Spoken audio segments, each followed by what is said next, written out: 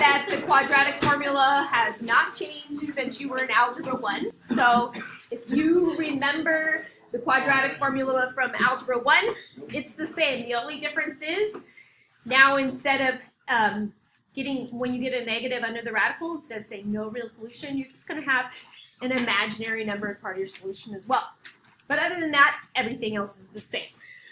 So most of the equations you're going to see are in the form ax squared plus bx plus c set equal to 0. If for some reason your equation doesn't start off set equal to 0, you need to do that first.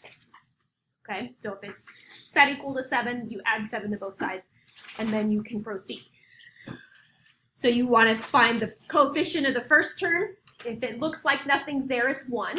Okay. Find the coefficient of the second term, and then this is a number that's all by itself. Okay. So these three numbers get plugged into the quadratic formula, and then there won't be any variables left in the quadratic formula. So the quadratic formula is x equals negative b plus or minus the square root of b squared minus 4ac all over 2a. And when you go into Edpuzzle, you're going to hear the song of it to the tune of Pop Goes the Weasel. It's pretty cute. Okay. So example number 1. We're going to have 3x squared plus x minus 1 equals 0. Okay? It's already set equal to 0, so we're ready to find our a, b, and c. A is the coefficient of x squared, which in this case is 3. B is the coefficient of your x term, which in this case is a 1. C is this last term that doesn't have any x next to it, so it's negative 1. Okay? These are the three numbers that get plugged into all of these spots. Okay? So we're going to have x equals negative b. So if b is positive 1, it's negative 1, plus or minus the square root of 1 squared minus 4 times 3 times negative 1, all over 2 times a, which is 3. So 2 times 3. The first time you write it out, only plug it in. Don't try and simplify until your next step.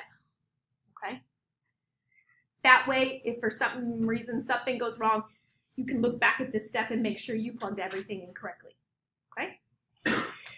So on the next step is where you want to simplify as much as possible. So we're going to have negative 1 plus or minus the square root of, and then 1 squared is 1, minus 4 times 3, which is 12. 12 times negative 1, which is negative 12. So this becomes plus 12, all over 2 times 3, which is 6.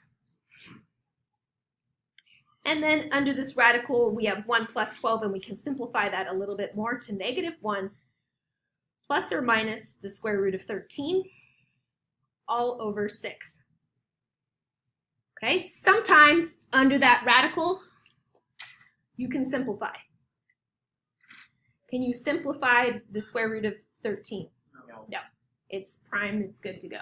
But if you had a 40 under there, you definitely want to see what the perfect square factors are and pull it out. All right? Any questions on example 1? All right. Example number 2.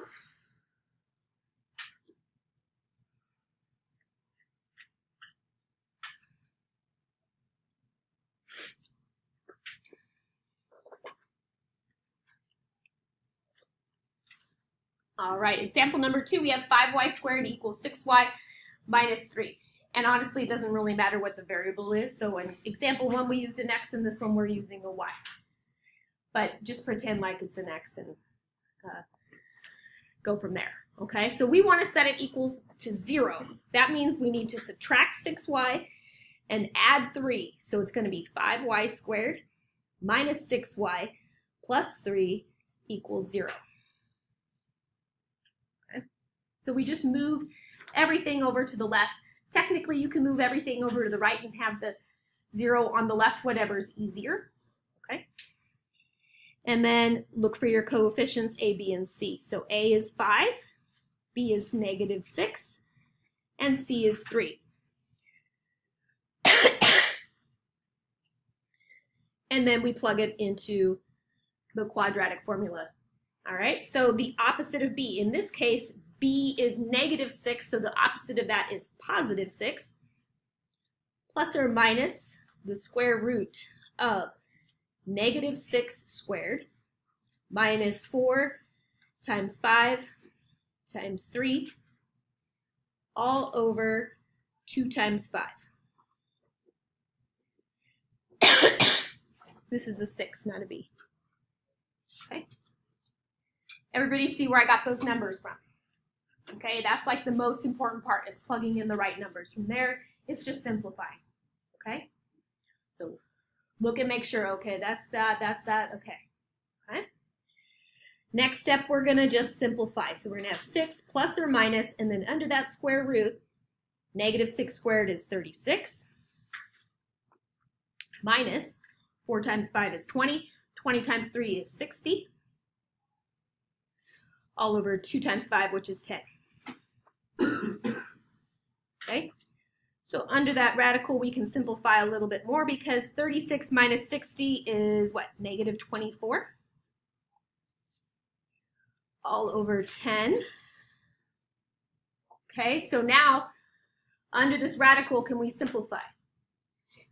Yes. And there's a negative under there, so we need to pull out an I. Okay, so that's what makes it algebra 2 instead of algebra 1. All right, but let's take the 24 and factor it, right? 2 and 12, 2 and 6, and 2 and 3, which means a 2 is going to come out and a 6 is going to stay under. Okay? So that means this is 6 plus or minus 2i, and then under the radical we have a 6 over 10. And this would be a perfectly acceptable final answer, except what do you notice? These are all even numbers, right? 6, 2, 10. So they have a GCF. They're all divisible by what? 2. So we have x equals 3 plus or minus I read 6 over 5. All right. Any questions on it?